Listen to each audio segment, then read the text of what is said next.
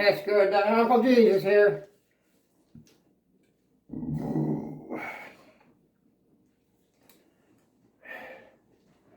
Uncle Jesus here. I fixed the lighting. Okay, so we got this recovery book I just showed you. We got the NIV Study Bible. We got, hold on, folks. We got the King James beat up. I think this is, what the heck is that guy's name who made this with the footnotes, special footnotes in here? Anyway, it's a King James version of some type. And then we got a little text I wrote here. I saved it, and they're talking about the topic for today is blood sacrifice sprinkling.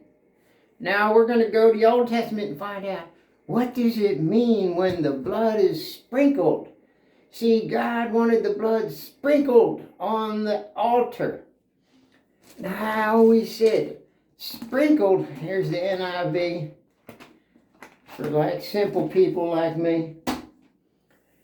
What does it mean to sprinkle the blood? We're going to find out today what blood sprinkling is all about. I said, Pastor, when I was back into the Pentecostal, Independent, Fundamental Baptist Evangelical Church, Pastor, what does the sprinkling mean? I mean, I sprinkled the flowers in my garden this morning.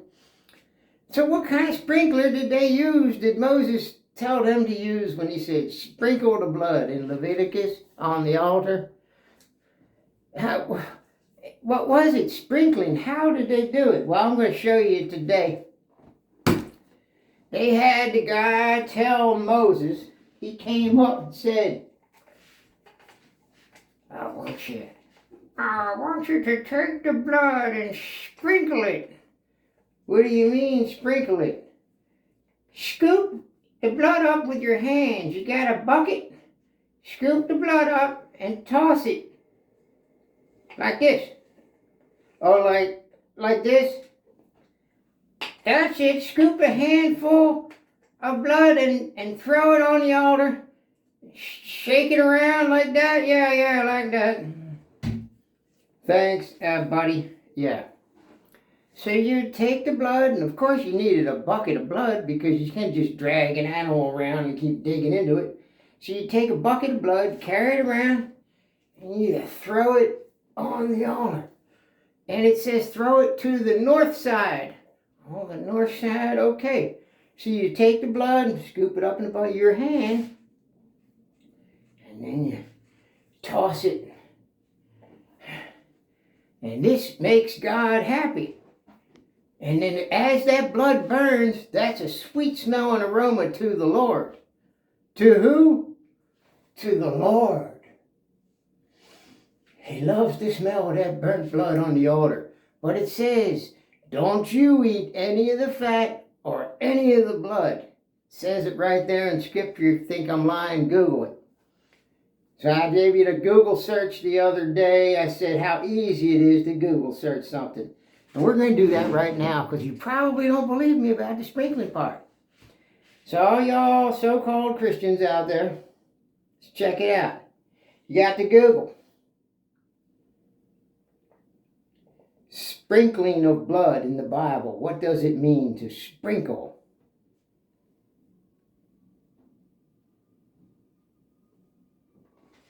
What was the significance of sprinkling?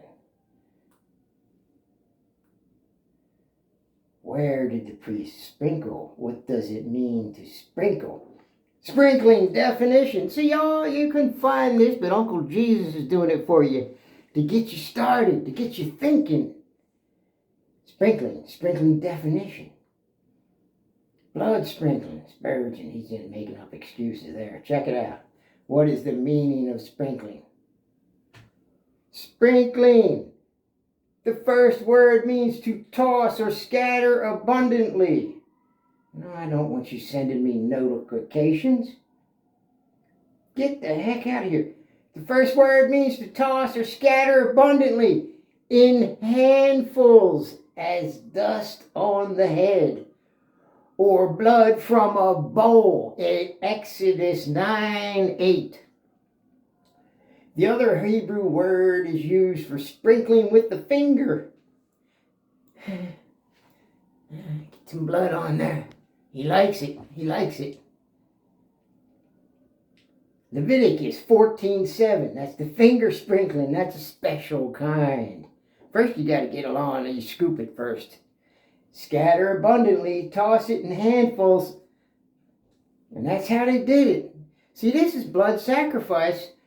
It's back far biblically as we know it. Other people did blood sacrifices too. But this is their style here. And in the account of Jezebel's death, the word is used in its literal meaning of spurt. 2 Kings 9:33. Sprinkling blood, water, oil formed an important, if not essential, part of the act of sacrifice. A consideration of the chief passages of Old Testament will reveal the prominence and significance of sprinkling as a feature of the sacrificial act. The significance of sprinkling of blood is seen in the account of the establishment of the covenant between Yahweh and Israel. Exodus 24:6-8.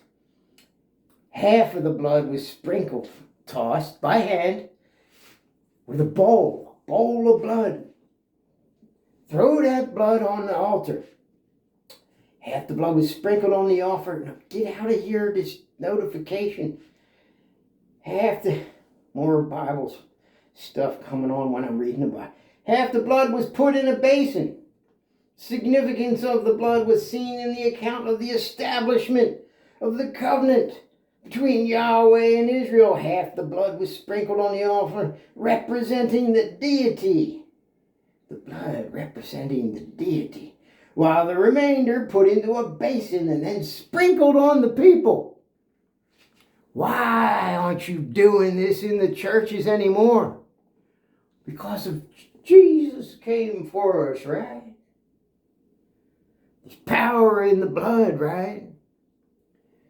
Do you realize this is where your religion has evolved from? Look, half the blood was sprinkled on the altar of a burnt sacrifice while it's burning. The smell burns the blood, goes up. Pleasing smell and aroma to the Lord. Then the remaining sprinkled as a representing the deity. While the remaining was put in the basin and sprinkled on the people. They threw blood on the people. Now you only have to eat a wafer or take communion. See? God made it easy for you now. But as you can see, this is where it's come from. Yeah. And put my lighting back up. This ceremony is a survival in the modified form of the communal meal. I told you. They just turned it into communion to make it easier. You know why? Because by the time they threw that blood on the people back then, do you think they had showers and bathtubs available at every point? No, of course not. So these people got sick of that, and they probably prayed to God, God, ain't there no other way? It takes about 3 or 4 days to clean all that dried blood and gunk off of us, and our clothes get all messed up because we got to wear the ceremonial clothes and take them off later, wash everything down. Besides that, you got to go to work every day. Do you imagine how much of a problem it is to shake blood on the congregation every Sunday? Sheesh, people would want to stop going to church. So then, modified form of communion meal. You know, you get the wafer, you drink the grape juice or the wine, in which the tribal god and his worshippers sat together and participated in the same food. And in this way, they came to possess the same life.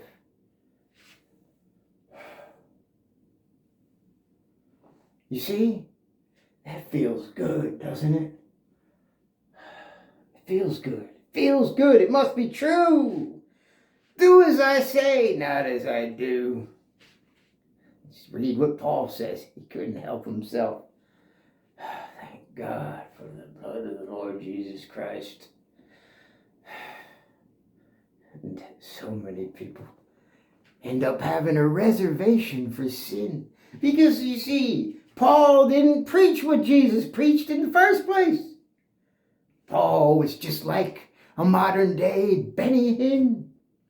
He may have been one of the first Benny Hinns back in the day. Take a good look into the eyes of the religious elves and see through them. Or be fooled continually, as I was for 40 years.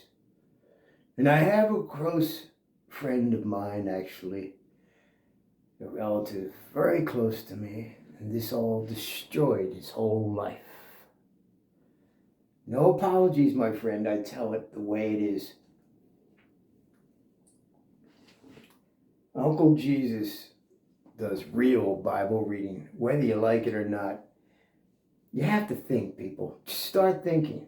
Read it honestly, for and by yourself, without any man, woman, anybody telling you what the Bible is supposed to mean. And the universal truths within them will actually choke out the very man-made doctrines in the text. Anyway, back to what I was talking about. The blood. An account of the twofold sprinkling of blood resulted in the establishment of an inviolable bond. Numbers 18:17. Kings.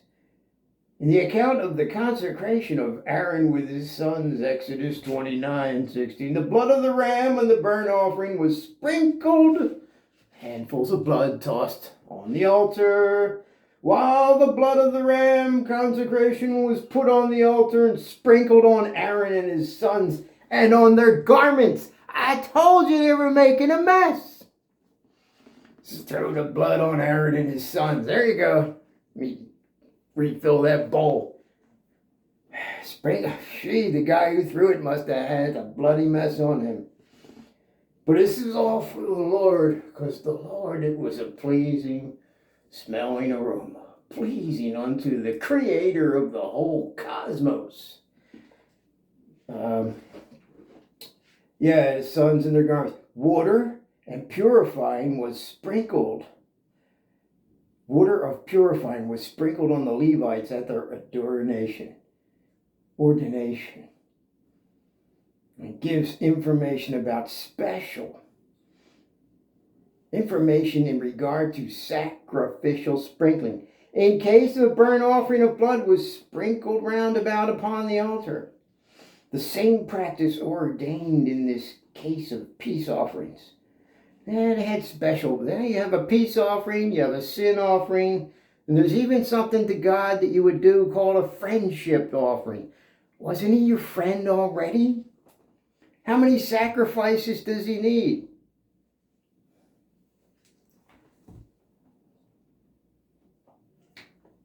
How many? As many as we say so. Yeah. As many as they say so.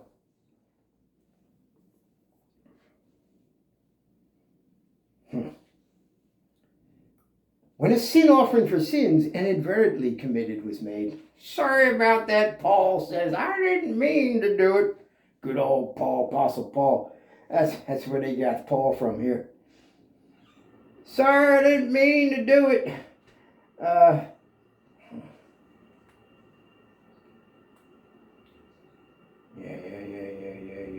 Where'd it go? Sorry, folks. When a sin offering for sins inadvertently committed was made, the priest dipped his fingers in the blood and sprinkled it 7 times in the bowl. 7 times. Leviticus 14:7, while oil was sprinkled with the finger.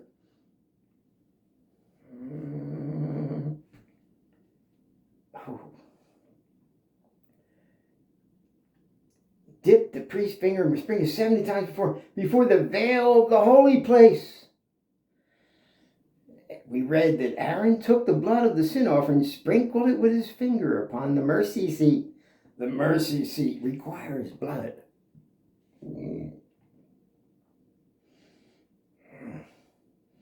7 times. Oh, eastward 7 times. No joke. Sprinkling constituted the process of purification, but it's obvious that the sprinkling, even in this case, was a religious act, not part of the actual physical cleansing. Duh, they're covered with blood and it's going to dry out with their clothes. See, can't people see where this blood cult came from? But it feels so good. Well, then that kind of makes me feel like if there is a Satan or a devil, man, he is laughing so hard he got to disguise himself as a shepherd, and he's really a wolf. A lot of wolves out there. Oh, man. Oh, a real sprinkler was made. What? Sprinkling constituted a process of purification. Obviously, that sprinkling, even if it says with a religious part, a simple kind of sprinkler was made by fastening a bunch of hyssop to a cedar rod by a piece of scarlet thread or wool, and then the patient. Oh, it reminds me of the African tribes and the South American tribes that shake chicken blood on people. But they're called witch doctors, right, Lord? There's only one true God, and it's ours. Only we shake the blood in a pure manner.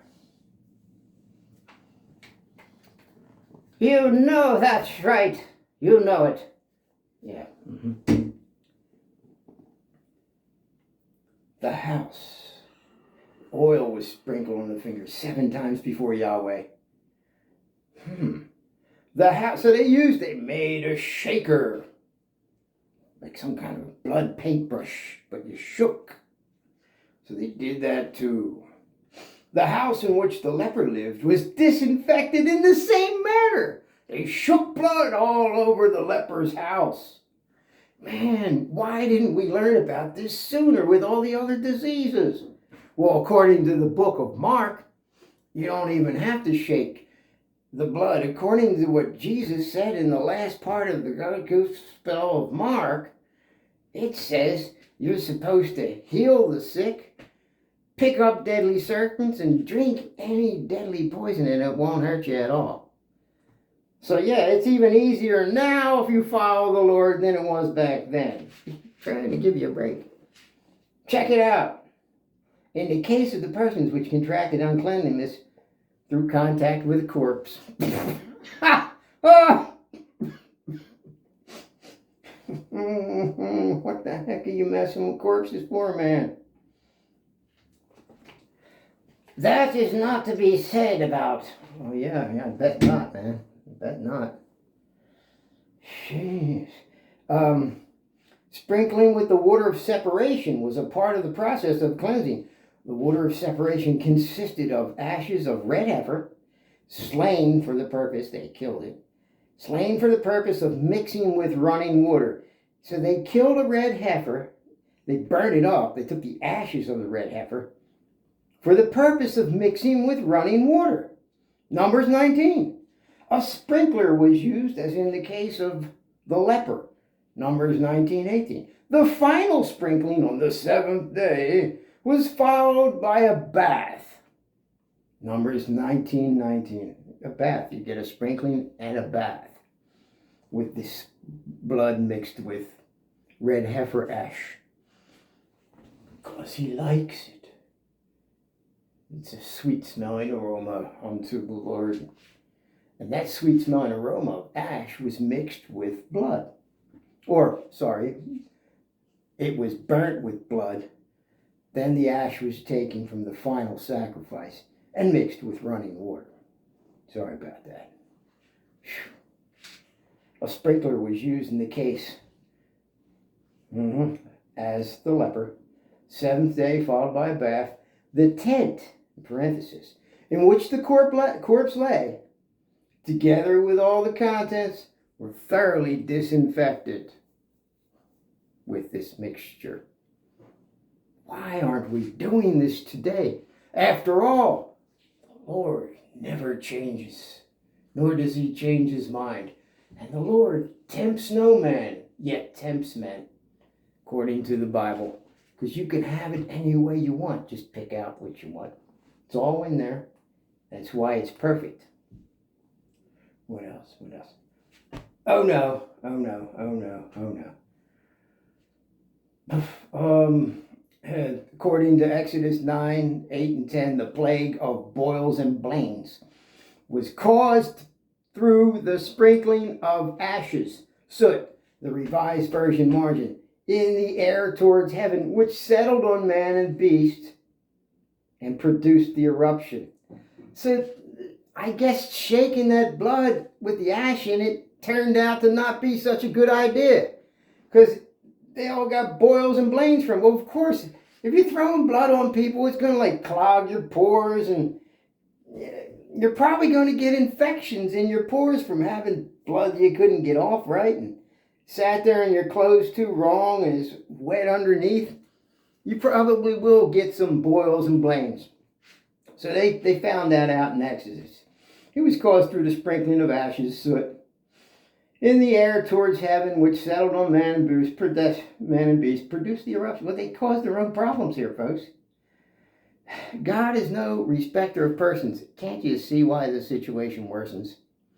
And science, to all you skeptics, science is merely a tool. It don't give a damn about a fool either. Uncle Jesus plays no sides. Let me tell you another thing. Well, no, I've said that too many times. Everybody will know. Eventually they will. It's okay. Because the truth must be told. 40 plus days, 40 plus years, and watching my own beloved have his mind believe that he has demons all his life and see his mind and life and all the others in the family destroyed. The story must be told. I hope it doesn't happen to you. I'm sure it has happened to you, so if you know what I'm talking about, you know why I'm doing this. Produce the eruption. The narrative gives no clue in reference to the connection between the ashes and the eruption, but the religious character of the act is obvious. By means of it, the assistance of the deity was invoked. Blame it on the deity when it was their own foolishness of doing these things.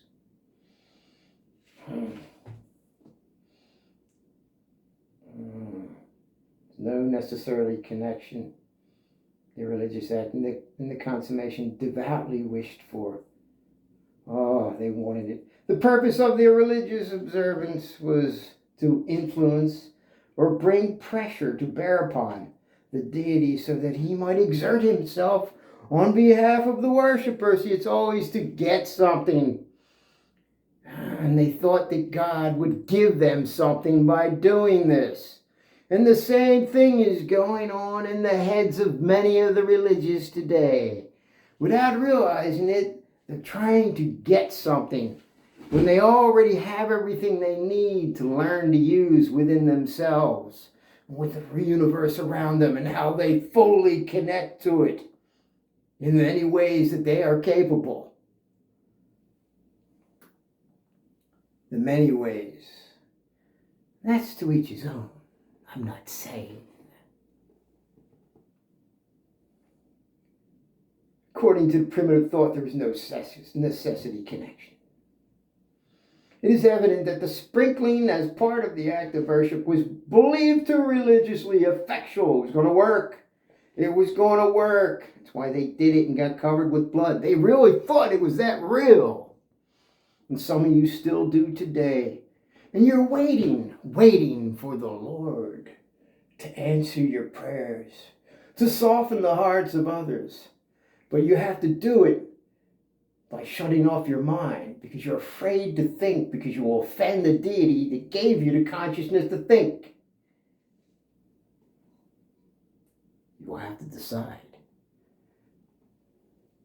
Is this real? Or is it your perception? Is it an indoctrinated perception? They thought it was real and they got sick. Do it some more, maybe. Wait longer for the Lord's return, or for the Lord to fix your flat tires. Folks, there's plenty of flat tires to fix. Fix the people's flat tires that are in need, if you can. And share each other's ice cream, if you can. Because there's always a flavor that somebody else has, that somebody else needs. You don't have to go running back and forth on these far-off missions when there are plenty of other needy human idiots like yourself all around you. We all need to share our ice cream and fix each other's flat tires. And this world will be a better place and a happier place.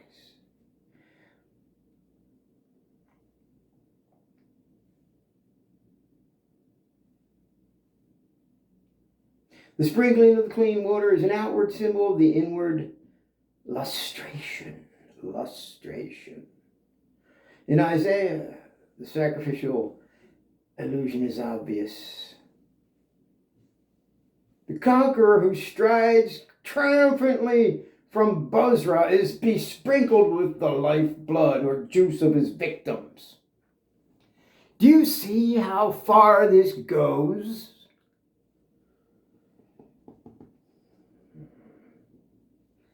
Here's who makes this stuff up. Yes, it was I. Yes, it was you. See? It's the leaders. It's your religious and political leaders of today still doing the same shit to your mind. Wake the hell up, all you so-called atheist skeptics, too. Playing sides.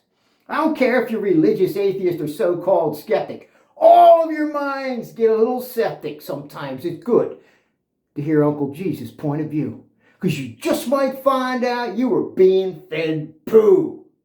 And you still do. Wake the hell up. Oh, yeah. Conqueror strides. Yeah. Here's your conquerors. There's your presidents. There's your representatives right here. No, yeah. And they wrote it down for you. Obey. It's in front of your face right now. It's modern day Moses in disguise.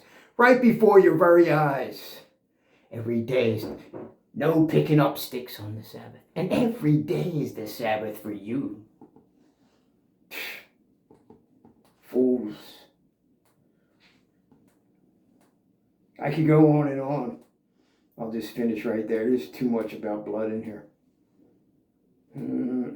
Oh, the final sprinkling on the seventh day was followed by,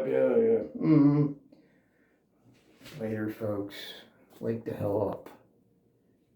Read it for and by yourself without any man or woman telling you what it's supposed to mean. Stop being afraid. The fear of God is the beginning of all wisdom.